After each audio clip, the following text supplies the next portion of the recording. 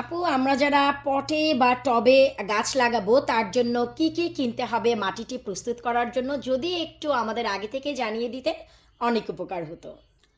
আসসালামু আলাইকুম, কেমন আছেন আপনারা সবাই? আলহামদুলিল্লাহ, আমি তো অনেক ভালো আছি, আশা রাখছি আপনারাও ভালো আছেন। হাই রে পাগল গাছ পাগলাগুলো আমার মতনই। আপু, আমরা টবে গাছ করব, আর বেসিক্যালি আমাদের বাগানটাও ছোট, আপনার মতন এত বড় না।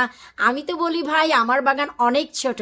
অনেক লাভলি ভিউয়ার্স আমাকে এই কমেন্টটা করেছে যে আপু, তোমার বাগান এত ছোট তারপরেও এত সুন্দর টাইডি করে তুমি এত ফলন কিভাবে করো। তো যাই হোক, তোমরা যেহেতু বললা আমার বাগানটা অনেক বড়, আমি তো শুনে অনেক খুশি হয়ে গিয়েছি যে আপু, আমাদের তো বাগান অনেক ছোট, তাই আমরা হচ্ছে পটে বাগান করেছি এবছর প্রথম। ফলন তেমন ভালো আসেনি, আর তোমার পটে বলো মেন মাটিতে বলো ফলন অনেক বেশি। তো আমাদের যদি পটের মাটিটা কিভাবে রেডি করব বা কি কি লাগবে সেটা লিস্ট যদি একটু দিতা, তাহলে আমরা সেই জিনিসগুলো রেডি করে রাখতাম।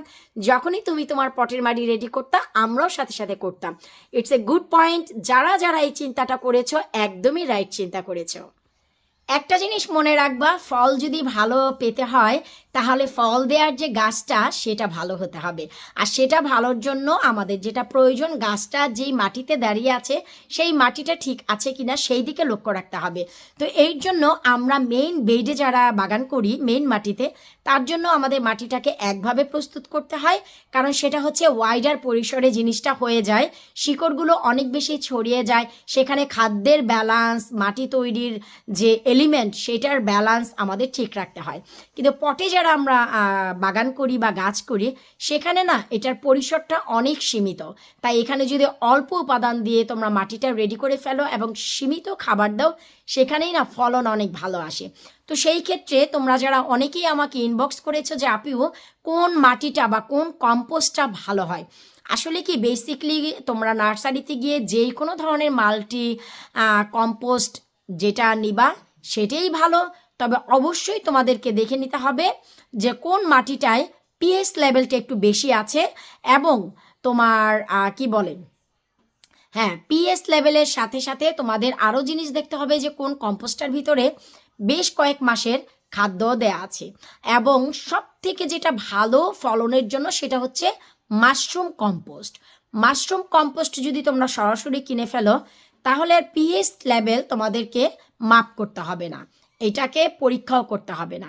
মাশরুম কম্পোস্টের ভিতরে পিএইচ লেভেল ভালো থাকার কারণেই এখানে মাশরুম চমৎকারভাবে জন্মায়। আর মাশরুম কম্পোস্টের যে কোনো গাছ অনেক ভালো এই জন্য হয় কারণ এর ভিতরে জিঙ্ক বলো, সোডিয়াম বলো, পিএইচ লেভেল বলো, এটা একদমই লেভেলটাকে সবসময় ঠিক রাখে। কারণ এটা যেহেতু একটা ভেজিটেবলের জন্য তৈরি করা হয় মাটিটা, তাই ওইভাবেই মেনটেন করে এটা তৈরি করে।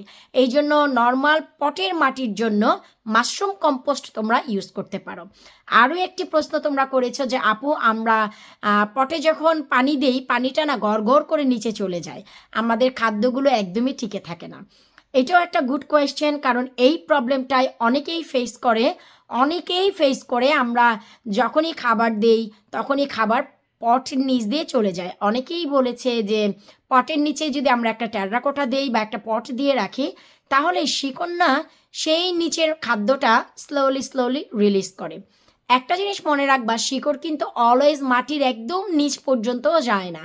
আর কারো কারো বাসার যে পটগুলো সাইড থেকে ছোট ছোট পা থাকে, সে পায়ের উপর দাঁড়ানো থাকে পট, তো সেই ক্ষেত্রে না পট একদম টেরাকোটার সাথে লাগেও না, আর ওই পর্যন্ত শিকড় গিয়ে খাবারটাও খেতে পারে না, খাবারটা এমনিতেই গরমে শুকিয়ে যায়।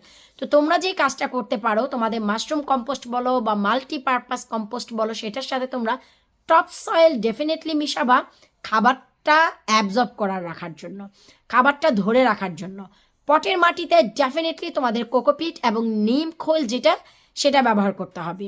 কোকোপিট এবং নিম খোল ব্যবহার করলে সেই মাটির নিচের ফাঙ্গাসাইড প্লাস মাটির যে খাদ্য ধারণ ক্ষমতাগুলো সব কিছু যে অ্যাবজর্ব করার ক্ষমতা, ড্রেনেজ সিস্টেম খুব ভালো রাখবে, গাছের ভবিষ্যৎ খুব ভালো হবে।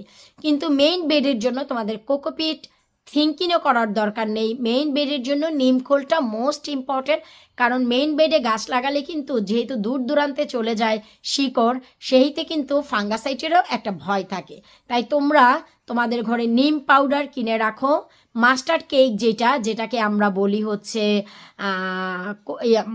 মাস্টার্ড কেক হচ্ছে যেটা নিম খোল, সেটা তোমরা কিনে রাখতে পারো। নিম পাউডারও নিম পাউডার এবং নিম খোল দুইটাই একই জিনিস। অনেকেই এটাকে মাস্টার্ড কেক বলে থাকে, যেটা কিনা সরিষার আঁশগুলো, সরিষা নেয়ার পর যে খোসাগুলো থাকে সেটা হচ্ছে মাস্টার্ড কেক। আর আমরা যে নিম পাতা যে চিনি সেটা হচ্ছে নিমের পাউডার। সো তোমরা মাস্টার্ড কেক কিনে রাখো, নিম খোল কিনে রাখো, আর সাথে সাথে কোকোপিটের যে বারগুলো এগুলো কিনে রাখো। অনেকেই দেখি পারলাইটের পিছনে অনেক বেশি প্রেশারাইজ করে। পারলাইট অনেক সময় দেখা যায় অনেকেই ইউজ না করলেও চলে।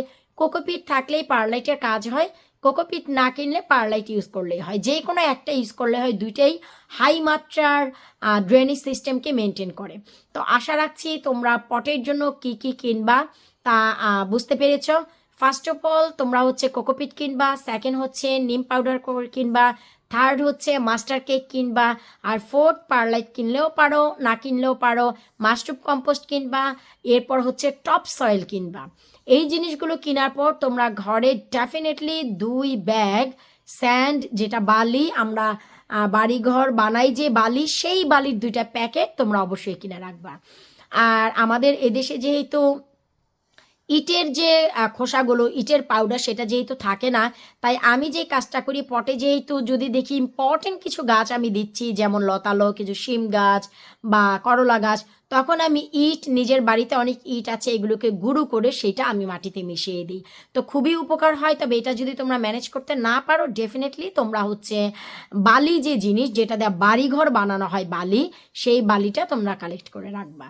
কিভাবে কতটুকু পরিমাণ তোমরা পটের মাটির জন্য রেডি করবা আমি তোমাদের পরবর্তী ভিডিওতে স্টেপ বাই স্টেপ জানিয়ে দিব, কারণ এখনও পর্যন্ত পটে গাছ লাগানোর সময় হয়নি।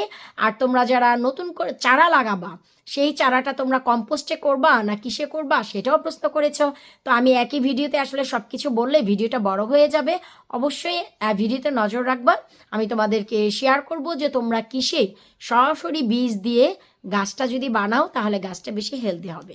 তো বিদায় নিচ্ছি আজকের মতন। আল্লাহ হাফিজ।